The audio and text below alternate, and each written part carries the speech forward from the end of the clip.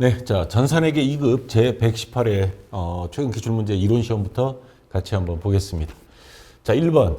다음 중 수익이 예상에 해당하는 계정 과목으로 옳은 것. 여러분들이 많이 헷갈려하는 수익, 비용이 이연 및 예상 문제죠. 자, 앞에서 제가 이론 강의할 때 이거를 쉽게 구분하는 방법을 이야기해 줬습니다.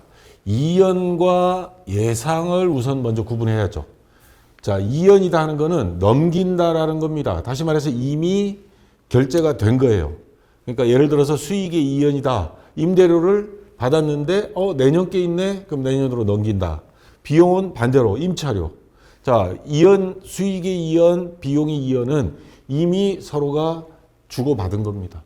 결제가 끝난 거고, 예상은 아직 지급하거나 받지 않은 거.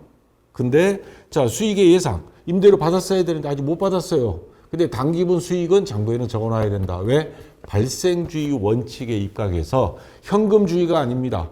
우리가 하는 거는 가계부는 현금주의지만 복식부기는, 그래서 이연과 예상을 구분하는 방법은 이미 서로가 주고받았냐 아니면 주고받은 거 없냐, 이걸 가지고 구분을 하는 게 훨씬 이해가 빠르다. 자, 그러면 문제로 돌아와서 미수 수익 아직 받지 못한 거, 그럼 이거는 예상이 되겠죠. 그 다음에 미지급, 이것도 예상에 들어가는 겁니다. 선수, 먼저 받았다, 선수치다, 이런 말 있죠. 먼저 받은 거, 이거는 뭐예요? 이연에 해당되는 거. 선급, 먼저 지급한 거, 계약금 같은 거, 이것도 이연에 해당되는 거죠.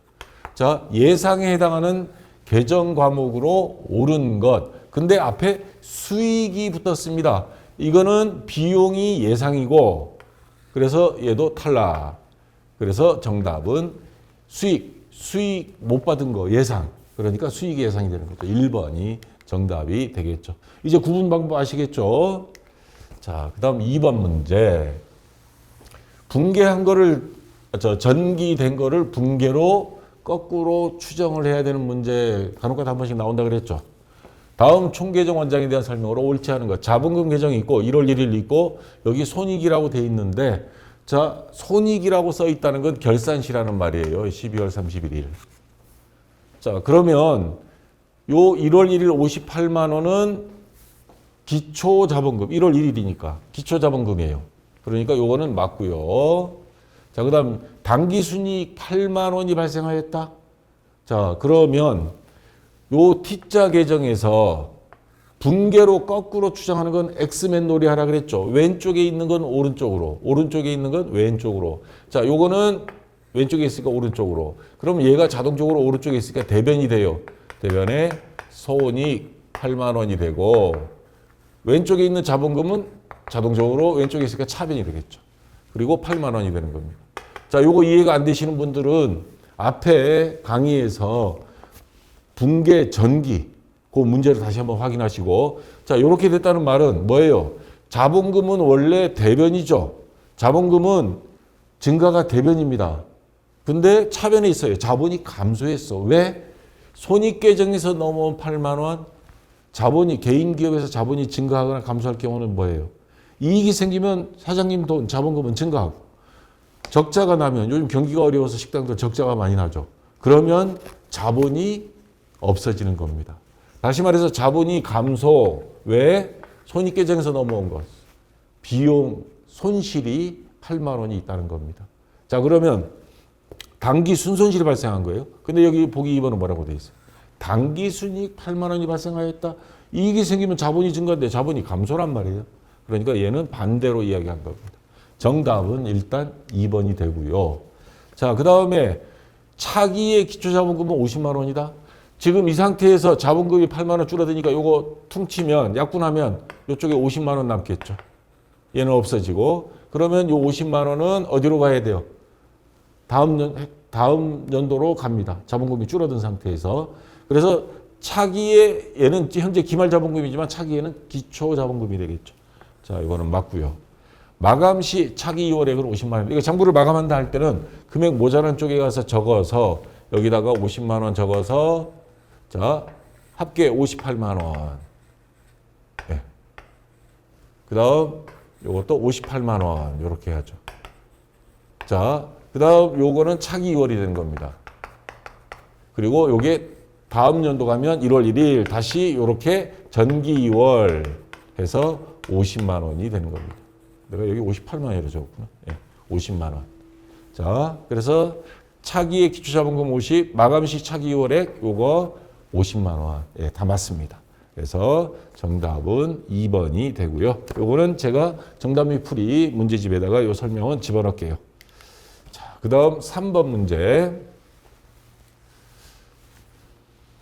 이 118회 시험 문제가 어렵진 않은데 조금 원리 이해를 하지 못하면 약간 애먹을 만한 문제들이 좀 나왔어요.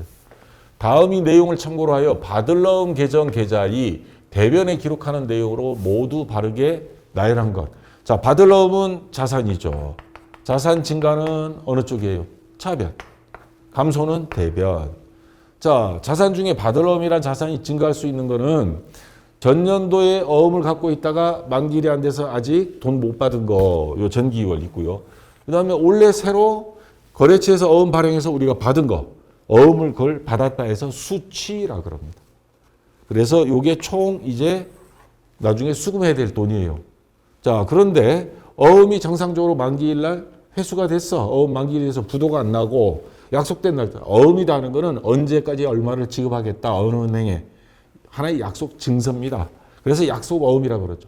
자, 어음 회수됐을 때는 요거 마이너스가 되죠. 그 다음에 어음을 다른 사람한테 배서 뒤에다 써가지고 양도해 주는 경우가 있습니다. 어음이 배서 양도.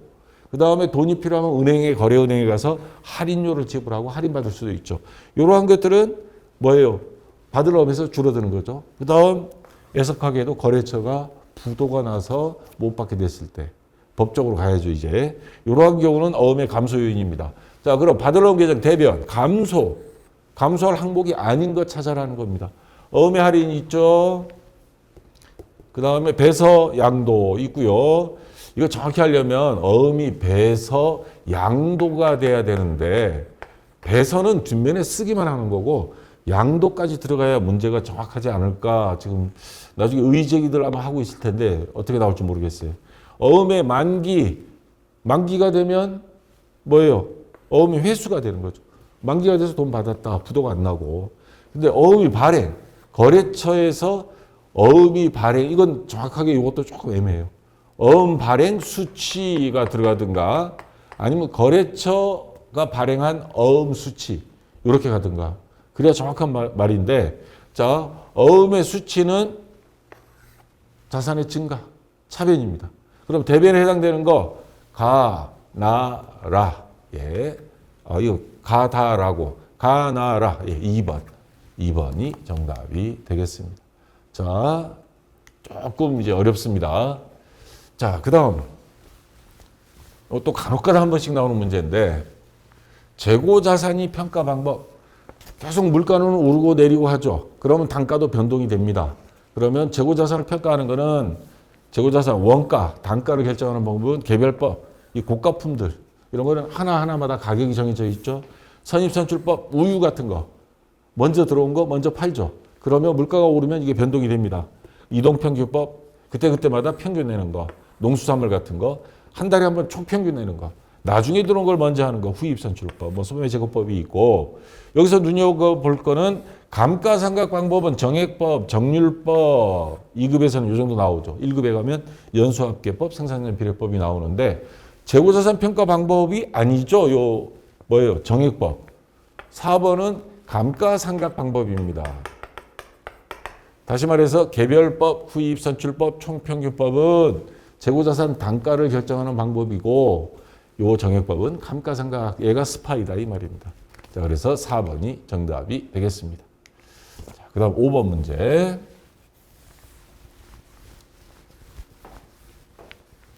자, 다음 자료를 이용하여 기말 결산 시 인식해야 하는 대손상각비를 계산하면 얼마인가? 자, 이것도 여러분들이 좀 어려워하는 건데 대손상각비. 여러분들 개인적으로 만일의 사태에 대비해서 비상금을 놔둘 경우가 있죠. 자, 남편분들 액자주에 숙였다가 걸리기도 하지만, 자, 기업에도 현대자동차가 최근에 보면 리콜을 한 적이 있습니다. 자기네가 생산할 때, 제조하면서 생산할 때 문제가 있었던 거. 그런 거에 예기치 않은 비용이 발생할 수가 있어요. 그에 대비해서 미리 수익이 났을 때, 흑자가 났을 때 대손상각비를 계산해서 지금 비용으로 해두고 그 돈은 대손충당금으로 해서 적립을 해줍니다. 비상금처럼. 자, 해서 업종별로 요거는 상법 규정에 의해서 합니다. 보통 우리 시험 문제는 1% 나오는데 단기 기말 매출 채권, 외상 매출금 받으러 요게 잔액이 1,000만 원인데 요거 수금이 다 안 될 경우도 있단 말이에요. 그러면 기말 매출 채권 잔액에 대하여 1%의 대손 충당금을 미리 설정해 두는 겁니다. 한편 기말 결산 전이 대손 충당금 잔액은 6만 원이다. 자, 그럼 대손 충당금은 차액 보충법이라는 걸 쓰는데 기존에 남아있는, 자, 우선 1,000만 원에 대해서 1%라 그랬으니까 대손상각비는 1,000만 원 곱하기 1%. 그러면 10만 원이죠. 10만 원 설정할 건데 차액 보충, 이게 무슨 소리냐. 작년에 이미 대손 충당금 설정해 놓은 거 사용하다가 남은 게 6만 원이 있어. 수금이 잘 됐나 봐요. 그러면 요거 빼고 10만 원만 채워줄 거거든요. 그러면 4만 원만 추가해 주면 되는 거예요. 그래서 요 10만 원에서 6만 원을 빼면 나머지 4만 원만 차액만 보충해 주는 방법. 이 방법을 우리나라 기업회계 기준에서 정하고 있습니다. 그래서 정답은 4번이 되겠죠. 근데 또 이런 경우가 있어요. 2급에서 안 나오고 1급에서 한 번 나왔었는데 대손 충당금이 11만 원이야. 우리는 10만 원만 충당해야 돼. 그러면 어떻게? 만 원은 환입을 시킵니다. 그럴 때는 대손 충당금 없애주고 대손 충당금 환입을 10,000원 추가로 설정해주면 환입시켜버리면 됩니다. 자, 정답 4번이고요. 그 다음 6번 문제. 자, 이거는 보너스 문제죠. 자, 다음 중 영업 외 비용에 해당하는 것들로 연결된 것으로 옳은 것. 자, 이런 문제 나왔을 때 여러분들이 머릿속에 있다면 답은 보이죠. 이자 비용, 외환 차손, 간혹 가다 보면 기부금이 많이 나와요. 이런 것들은 영업의 비용입니다. 영업과 무관한 비용. 자, 잡급. 우리 일당 받는 사람들 있죠. 그런 사람들은 잡급이라고 해서 인건비입니다. 그래서 판매비와 관리비, 보험료, 업무와 관련된 거잖아요.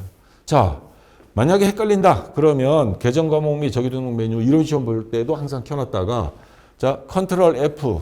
여기서 F는 파인드의 약자입니다. 컨트롤 F 눌러서 이자 비용, 외환 차손을 검색해 보세요. 그러면 영업의 비용 해서 이자 비용과 외환 차손이 영업의 비용이라는 걸 알 수 있을 겁니다. 그래서 모를 때는 요거 여러분들이 그냥 응용해서 요령껏 하시면 돼요. 자, 정답은 그래서 나하고라 3번이 되겠죠. 자, 그 다음 7번 문제. 자, 다음이 부채 중, 이거 전부 다 부채예요. 재무상태표에 계상될 수 없는 부채. 재무상태표는 결산 시에 작성하는 겁니다. 재무상태표, 손익계산서 이런 거는 재무제표라고 그러죠. 자, 그러면 12월 31일 기준으로 재무상태표에 들어가서 안 되는 것들이 있어요. 어떤 게 있냐? 임시계좌. 대표적인 게 여기 보시면 가수금 또는 반대로 가지금도 나오는데 가수금은 뭐예요? 임시로 우리가 가정하다 할 때 임시 가짜입니다. 받을 숫자. 임시로 받은 돈. 어떤 경우냐면 여러분들 회사에서 회계 담당자 하는데 통장에 돈이 들어왔어. 근데 그쪽 보내준 쪽에서 그 회사 이름으로 보내야 되는데 간혹 가다 보면 그 회사 자기 직원 이름으로 보내버린 경우가 있어요. 우리가 거래처 직원 이름 다 모르죠. 이거 누구지? 어느 거래처가 보낸 거지? 그럴 때 일단 가수금으로 해줍니다. 왜냐하면 하루하루 현금 통장에 있는 돈을 맞춰야 되니까. 그렇게 해서 12월 31일 결산시까지 그걸 찾아야 돼요. 근데 못 찾았어. 그러면 가수금 요거는 뭐예요? 자비익으로 처리하든가 이렇게 처리해 줘야 됩니다. 그 다음 또 안 되는 게 현금 과부족. 현금이 과다 또는 부족. 안 맞을 때 이게 뭐 때문이지? 그러고 막 찾고 그러죠. 찾으면 다행인데 못 찾으면 이것도 마찬가지 잡손실 또는 자비익으로 처리해서 재무상태표에는 들어갈 수 없습니다. 그래서 3번이 정답이 되겠습니다. 선수수익이나 미지급법인세 예수금은 다 부채입니다. 이거는. 자, 됐고요. 그 다음 8번. 자, 요 문제가 요즘 들어서 자주 나오고 있습니다. 회계의 순환과정. 여러분 앞에서 이론 강의할 때 67페이지 이론 교재 자, 거래. 그럼 매일 분개해야 되겠죠. 분개만 입력하면 요 나머지는 자동으로 다 처리가 됩니다. 근데 옛날에는 요거 다 하나씩 했거든요. 프로그램이 이렇게 만들어져 있어요. K립 프로그램이. 그래서 각 분개하면 각 현금은 현금 장부에 그다음 외상매출금, 외상매출금에 다 들어갑니다. 자, 요렇게 1년 365일 해요. 그러다 결산시가 됐어. 12월 31일. 보통 한 2, 3일 전부터 합니다. 결산 정리 전 시산표를 작성합니다. 시산표를 봐서 차변대변 금액이 맞나 확인이 들어가요. 금액이 안 맞으면 뭔가가 잘못된 거 찾아야 되겠죠. 근데 이상이 없어. 그러면 결산 정리 분개를 합니다. 결산 정리 분개는 바로 뭐냐?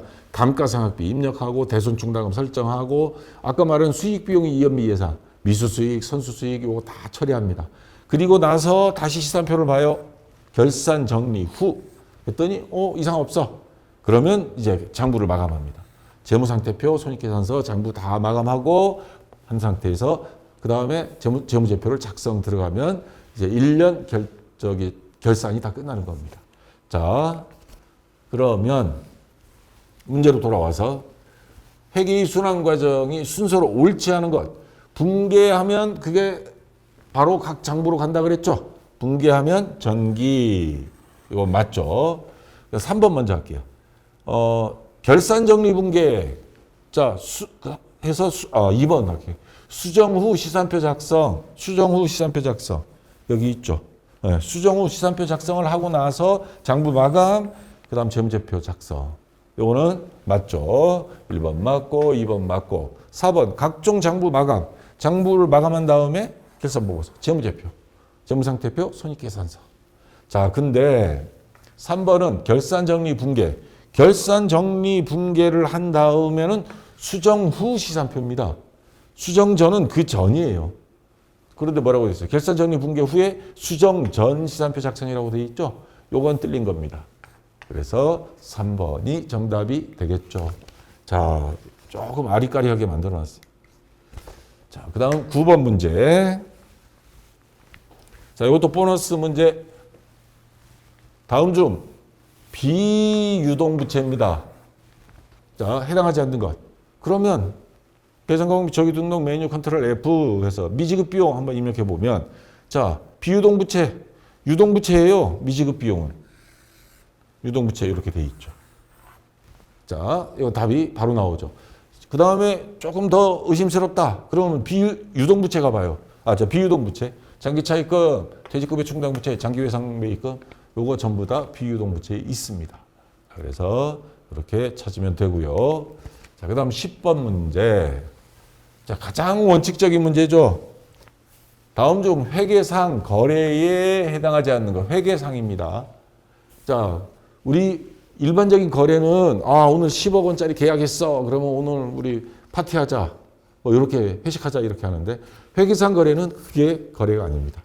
왜? 회계상에서 거래는 자산부채 자본의 증가 감소와 수익과 비용이 발생이 있어야 돼요. 주고받은 게 있어야 거래다 이 말입니다.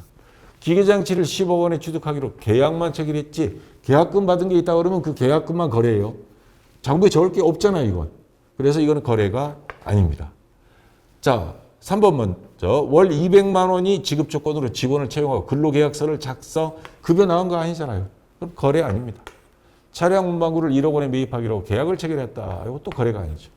자, 근데 2번 상품 장부가액 10만 원 화재로 인해 소실, 불에 타 없어졌다. 우리가 뭐 소각하다 이런 말도 쓰죠. 자, 상품이란 자산이 없어져 버렸어요. 그럼 상품이란 자산 감소. 그 다음에 처변에는 손실, 잡손실 얼마 안 되면 잡손실로 하고 금액이 좀 크면 재손실. 자, 이렇게 처리합니다. 비용이 발생입니다. 그래서 2번은 거래에 해당됩니다. 사회에서는 불에 타서 건물이나 상품이 불에 탔으면 우리 망했다 그러지만 회계에서는 거래입니다.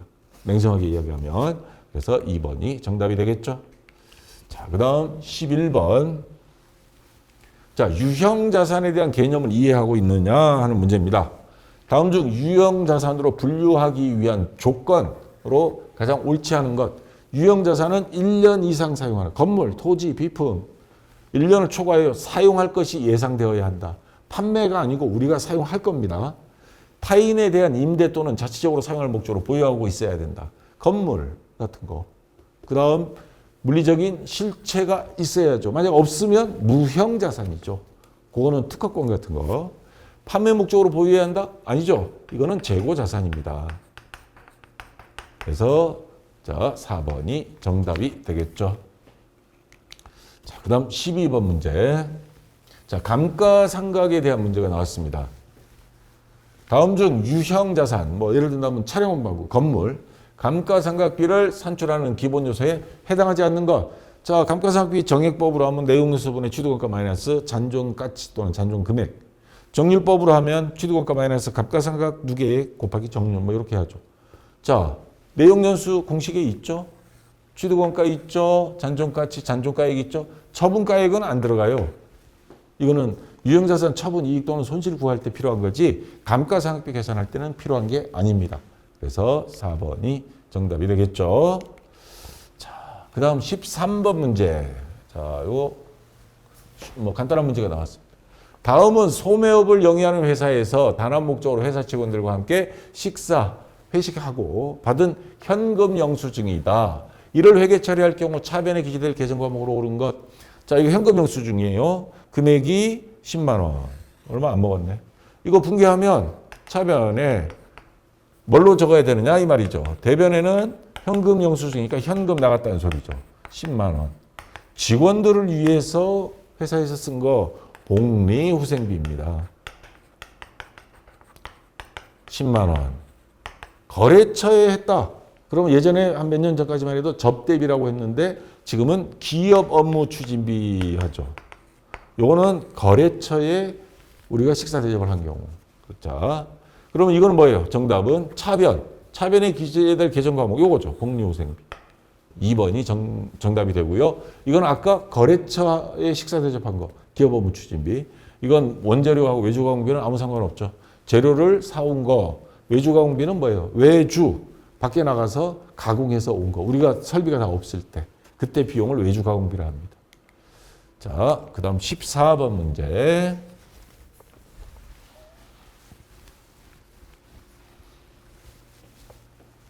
다음 자료를 이용하여 단기 매출 총이익을 구한 것으로 옳은 것. 그럼 매출 총이익 공식. 순매출액 마이너스 매출 원가죠. 자, 순매출액은 있습니다. 670만 원 있어요. 그럼 매출원가를 구해야 되겠죠. 매출원가 공식은 어떻게 됩니까? 기초상품재고액 플러스 단기순매이익 마이너스 기말상품재고액. 기초상품재고액은 15만 원. 자, 15만 원. 그 다음에 단기순매이익은 여기 총매입액이 있는데 매입 환출 및 애누리가 없으니까 이게 순매입액이 되겠죠. 500만 원 더해주고요. 마이너스 기말상품재고액. 기말상품재고액 50만 원 빼주면 매출원가는 465만 원이 나옵니다. 그러면 순매출액 670만 원에서 매출원가 465만 원을 빼주면 물건 팔아서 상품 팔아서 205만 원을 벌었다 이 말입니다. 자, 그러면 205만 원. 2번이 정답이 되겠죠. 자, 공식 요거는 여러분들 머릿속에 이제 암기가 돼 있어야 됩니다. 공식에 대입하면 바로 나오는 문제고요. 자, 요것도 이제 비비 꼬은 문제인데 그렇게 어려운 건 아니에요. 종업원 급여를 다음과 같이 지급한 경우 예수금으로 회계 처리될 합계 금액은 얼마인가? 여러분은 근로자 입장에서 월급봉투 받아보면 총급액, 그 다음에 차감 지급액, 공제액 있죠. 그 공제액이 바로 예수금입니다. 회사 입장, 회계 담당자 입장에서는 직원들 월급 줄 때 빼놓은 돈, 보통 이거죠. 국민연금, 건강보험, 소득세, 요것들을 빼놔서 회사에 보관하고 있습니다. 근데 이게 회사 돈이 아니죠. 국민연금은 국민연금관리공단에 납부 한꺼번에 직원들 거 모아서 한꺼번에 납부하고 건강보험관리공단에 이건 세무서, 국세청에 나중에 한꺼번에 납부를 합니다. 이거 회사에서 처리 안 해주면요 난리 나게요. 전 근로자가 여기 연금관리공단에 가야 되는데. 자, 그러면 공제한 합계액이 34만 8천 원. 얘가 바로 예수금이에요. 회사에서 임시로 보관하고 있는 돈. 그래서 이 돈은 우리 돈이 아니다. 부채, 유동부채가 되는 겁니다. 제가 이론 강의할 때 수학여행 갈 때 애들이 밤에 잘 때 위험하니까 돈을 담임선생님한테 보관하는 경우 있죠. 내 주머니에 담아놓고 잘 쓸게 해서 써버렸다가는 큰일 나죠. 내 돈이 아니에요. 애들한테 돌려줘야 될 돈. 자, 그래서 예수금은 부채다. 그래서 정답은 합계 금액 요거죠. 34만 8천 원. 네, 4번이 정답이 되겠습니다. 자, 간단한 문제고요. 자, 여기까지 해서 다 됐고요. 요 강의를 카페에서 보시는 분은 상관없고 유튜브에서 보시는 분들은 유튜브에 질문한 거는 제가 답변을 달아도 다른 사람은 공유가 안 되니까 어지간하면 카페 네이버에 박쌤 전산에게 치고 들어오면 등업 없습니다. 바로 모든 질문 답변 볼 수 있고 이 검색창 이용하면 질문 답변이 한 3, 40만 개가 있어요. 여러분들 공부할 때 도움이 될 겁니다. 자, 여기까지 해서 이론 시험은 끝났고요. 좀 쉬었다가 다음 시간에 이어서 실무 시험 직접 입력하면서 같이 해보겠습니다. 자, 수고했습니다.